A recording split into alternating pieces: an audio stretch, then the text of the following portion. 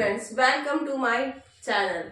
आज मैं आपके सामने करा रही हूँ क्लास 9 का चैप्टर 1 नंबर सिस्टम्स। आज मैं इसका इंट्रोडक्शन कराती हूँ। मैंने लास्ट क्लास में भी आपको इसको थोड़ा सा इंट्रोड्यूस कराया था कि होता क्या क्या है इसके अंदर। आज मैं इसको थोड़ा सा और ब्रीफ में पढ़ाऊंगी, ठीक है। थोड़ा ध्यान से सुनना। आपने लास्ट क्लासेस में भी सारे नंबर्स पढ़े होंगे और अभी इसी में पढ़ोगे। इसी में आपको पता है कि नेचुरल नंबर्स क्या होते हैं, होल नंबर क्या होते हैं और इंटीजर्स क्या होते हैं। नेचुरल नंबर आपको पता है कौन सा कहां से स्टार्ट होता है, 1 2 3 4। जितने भी सारे नंबर्स होते हैं नेचुरल नंबर्स होते हैं। होल नंबर्स क्या होते हैं? होल नंबर्स वो नंबर्स होते हैं जो प्लस सिर्फ जीरो ऐड हो जाता है और टोटली नेचुरल नंबर्स होते हैं। सिर्फ उसमें जीरो ऐड हो गया और सारा नेचुरल नंबर्स होता है, 1 2 3 4। इंटीजर्स क्या होते हैं? इंटीजर्स होते हैं हमारे पॉजिटिव और नेगेटिव। इंटीजर हमारे 2 टाइप्स के होते हैं, पॉजिटिव होते हैं और नेगेटिव इंटीजर्स होते हैं, ठीक है। जैसे 1 2 3 4 और -1 -2 -3 इज द इंटीजर्स हो गए, ठीक है।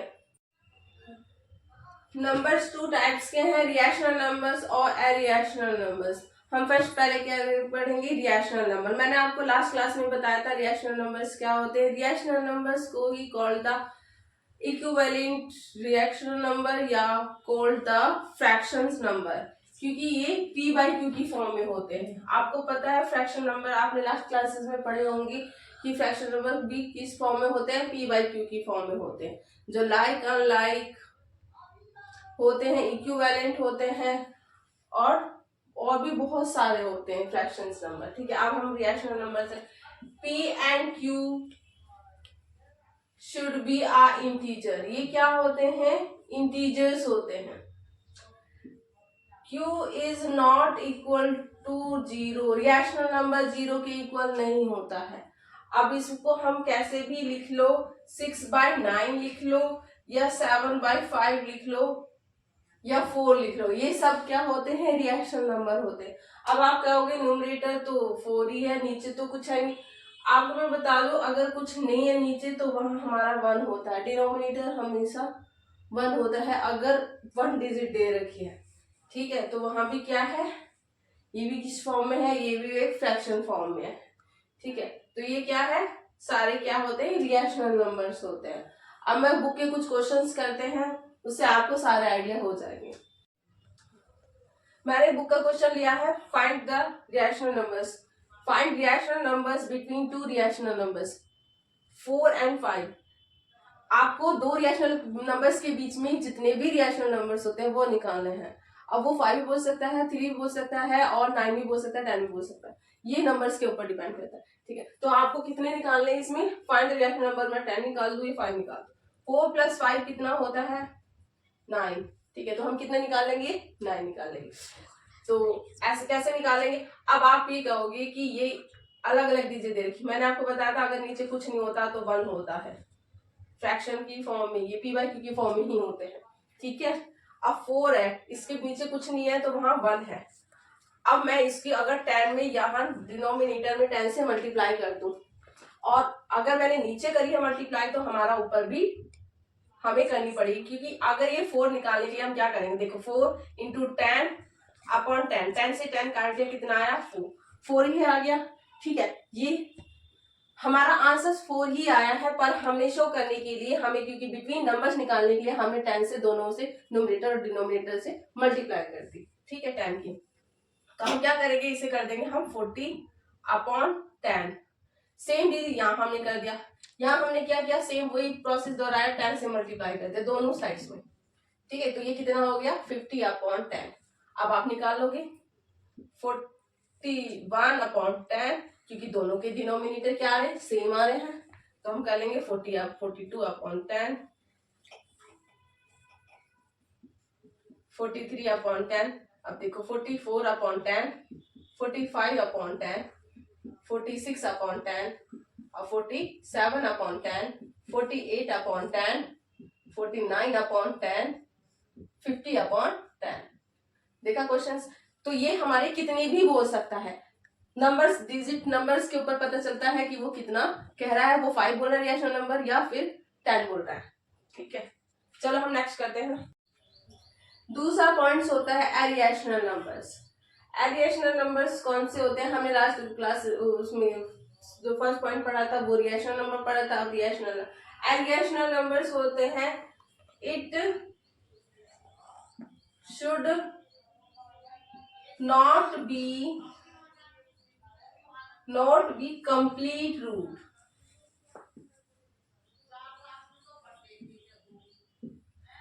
ठीक है, जिनका कंप्लीट रूट नहीं होता है। अब आया क्या हो गया कि कंप्लीट रूट कैसे होता है। अब देखो 5 अंडर रूट 5, रूट 5 हो गया, रूट 2 हो गया, रूट 3 हो गया, इनका कोई भी नहीं है। अगर मैं रूट 4 ले लूं, इसका क्या हो जाएगा? 2 हो जाएगा। मैंने 9 ले लिया, इसका 3 हो गया। मैंने 25 ले लिया, इसका 5 हो गया। तो ये क्या है? ये कंप्लीट रूट है, इन्हें हम कंप्लीट रूट्स बोलेंगे और इन्हें हम बोलेंगे इनकम्प्लीट रूट्स, यानी कि इनका कोई भी रूट्स नहीं निकल सकता, रूट से बाहर नहीं हो सकते। ठीक है, इनकम्प्लीट रूट्स, इन्हीं को हम बोलते हैं एरिएशनल नंबर। एक और होता है इनकम्प्लीट रूट्स, वो भी होता है एरिएशनल नंबर। एक तो इस फॉर्म में मिलेंगे आपको, दूसरा 0 0 1 0 0 1 0 0 1 0 0 0 1 0 0 0, यानी कि डिजिट सेम है पर वो रिपीट नहीं हो रही है, वो इंक्रीज बढ़ती जा रही है। ठीक है, ये भी क्या होते हैं? एक एरिएशनल नंबर्स होते हैं। अब उसमें कौन सा भी ले लो, 7 ले लो या कुछ भी ले लो, ये भी क्या होते हैं? एरिएशनल नंबर ही कहलाते हैं। ठीक है, एक और ये होता है, थर्ड में होता है पाई के रूप में। एरिएशनल नंबर 3 टाइप्स में मिलते हैं आपको। एक तो इनकम्प्लीट रूट्स में, एक होता है जो रिपीट हो रहा है, नॉन रिकरिंग बोलते हैं, और तीसरा होता है पाई रूप में। ओके, चलो क्वेश्चंस करते हैं, उससे आपको और डाउट क्लियर हो जाएगा। ठीक है, plotting are rational numbers on numbers line. अब आपको जो एरिएशनल नंबर्स है वो नंबर लाइन पे शो करना है। अब आपको पता ही है एरिएशनल नंबर्स कौन होते हैं? Under root 2। अब देखो इस रूट 2 को हमें इस लाइन में शो कैसे करना है। आपको पता है यहाँ 0 होता है, यहाँ 1 होता है, यहाँ 1 होता है, यहाँ 2 होता है, यहाँ 3 होता है, यहाँ 4, और इधर -1 -2 -3। ठीक है, अब ये कहोगे कि ये तो 1 2 3 4 है, ये माइनस यहाँ अंडर रूट 2 कैसे? उसे करने के लिए आपको एक चीज आपने पहले भी पढ़ी होगी, पाइथागोरस थ्योरम। आपने लास्ट क्लासेस में भी इसका थोड़ा बहुत पढ़ते हैं, बिना पाइथागोरस थ्योरम के ये सॉल्व नहीं होते हैं। ठीक है, पाइथागोरस थ्योरम क्या होती है?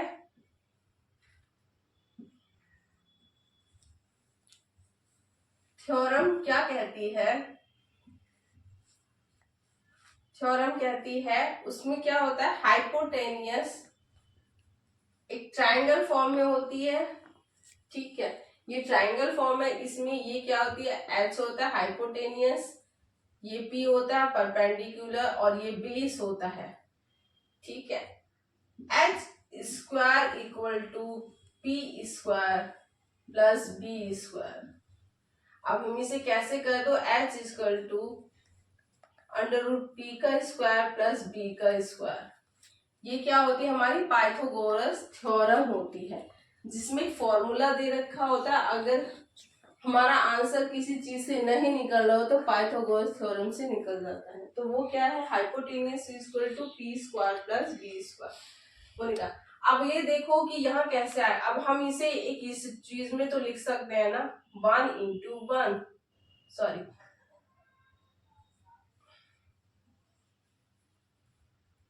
अब हम इसे ये तो कर सकते हैं ना, 1+1 कितना होता है, √2।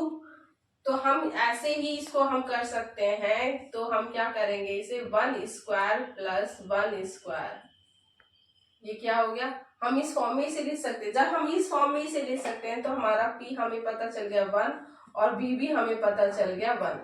तो दोनों परपेंडिकुलर और बेस हमारे कितना आ गए, हमारा 1 आ गया। जब ये दोनों पता चल गया तो हमें h निकाल ही लेंगे हम, ठीक है।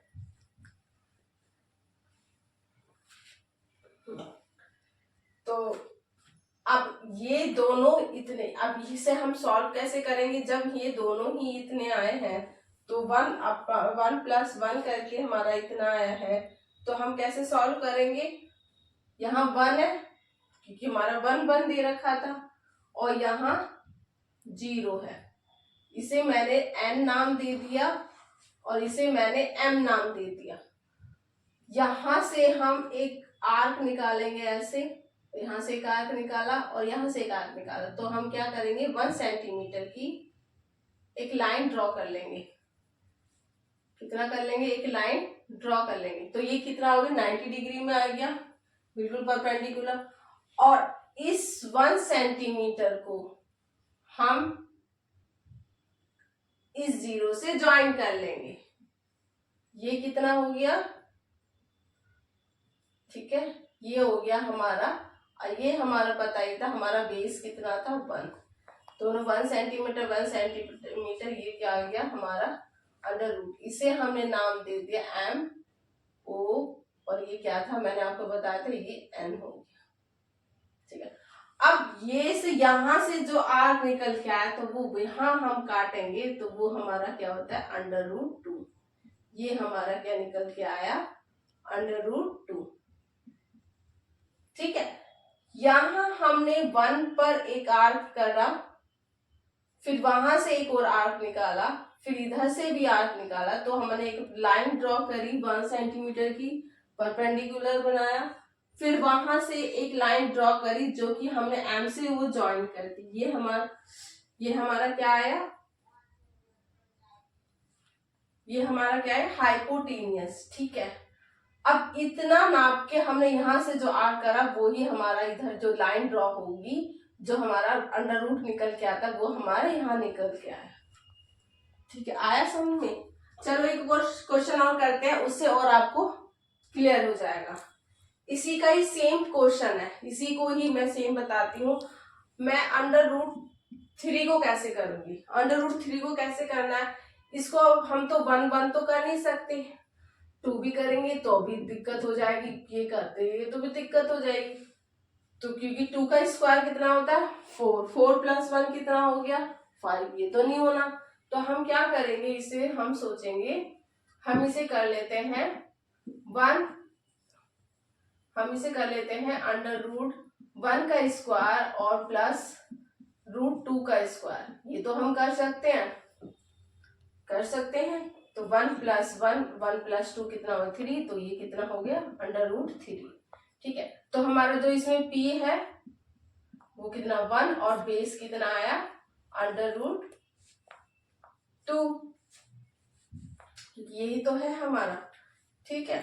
और हमें निकालना है, तो इसे करने के लिए हम क्या करेंगे, सेम यही है लाइन, हमने 1 सेंटीमीटर यहाँ लिया था, 1 सेंटीमीटर। हम इसे क्या करेंगे, एक और आर्क यहाँ से 90 डिग्री का करेंगे, वो भी परपेंडिकुलर, सेम ऐसे ही निकाल लेंगे, वो भी 1 सेंटीमीटर का ले लेंगे और वहां से हम एक लाइन ज्वाइन कर देंगे। क्योंकि ये क्या था, हमारा बेस, मैंने बता दिया ये बेस था, यहाँ 1 सेंटीमीटर ये आ गया। हम इसी लाइन को इसे ड्रॉ कर देंगे, ज्वाइन कर देंगे। तो ये क्या हो गया, √3 आया। इसका आर्क यहाँ करके, यहाँ से आर्क करके फिर हम जो लाइन ड्रॉ करेंगे वो हमारा हो जाएगा √3। आया समझ में। तो बहुत इजी है, बस थोड़ा सा कॉम्प्लिकेटेड है, अगर थोड़ा सा ध्यान दो तो जल्दी समझ में आ जाएगा, ठीक है। ये √3, ऐसे ही अगर √5 को करना चाहो तो आप √5 को आगे बढ़ जाएगा, ऐसे ही चलता रहेगा, ठीक है। थर्ड पॉइंट है डेसिमल एक्सपेंशन, यानी कि हम पॉइंट्स नंबर्स को डेसिमल में कैसे एक्सपेंड करेंगे। अब देखो ये नंबर, देखो इसको डिवीजन करा हमने 10 से,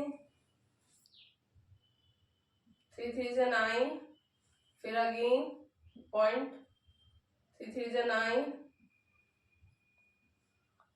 3 3 से 9, 3 3 से 9, बार बार रिपीट हो रहा है ये नंबर, ठीक है। तो ये क्या है 3.333। हम इस पे अगर बार खींच दें तो ये क्या हो जाएगा, वहीं पर ये प्लॉट हो जाएगा। देखो ये क्या हो गया, यहीं पे ऐसे अगेन इसको करें हम 7 8, पॉइंट खींचा 0, क्योंकि ये छोटा नंबर है। 7 8 जा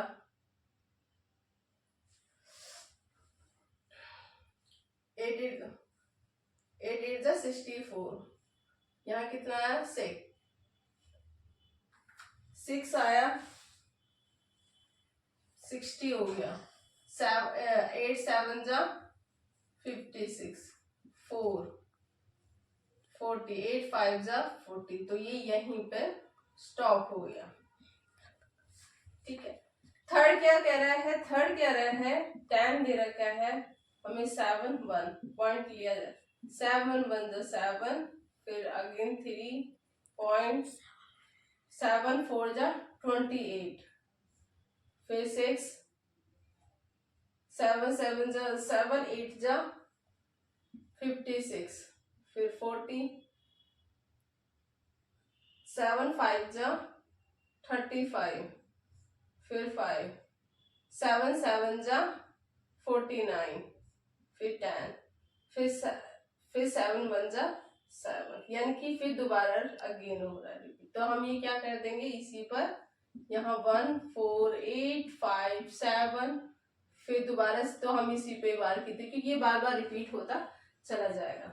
अब मैं इसमें अब आपको बता दूंगी डेसिमल एक्सपेंशन में एक तो होता है टर्मिनेटिंग, यहां लिख देती हूँ मैं।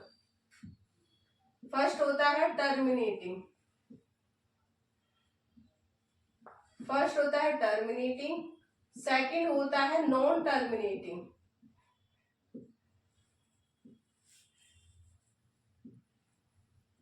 सेकंड होता है नॉन टर्मिनेटिंग। इसे रिकरिंग और नॉन रिकरिंग भी बोलते हैं, इसे रिकरिंग, इसे नॉन रिकरिंग बोलते हैं,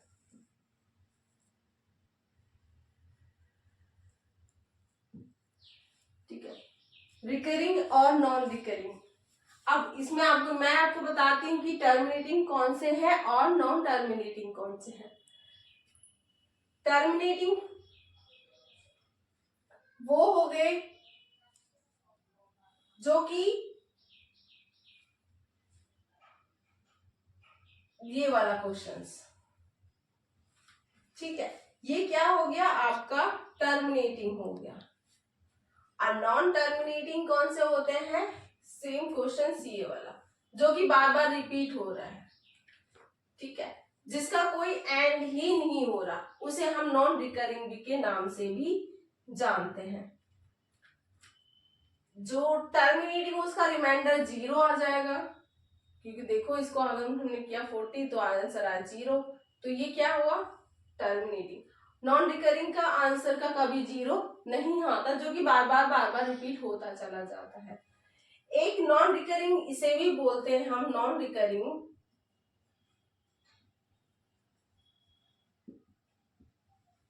इसे भी बोलते हैं हम, मैंने आपको पहले बताया था जो एरिएशनल नंबर था उसे भी बोलते हैं हम 1 0 0 1 0 0 2 0 0 1 0 0 0 1।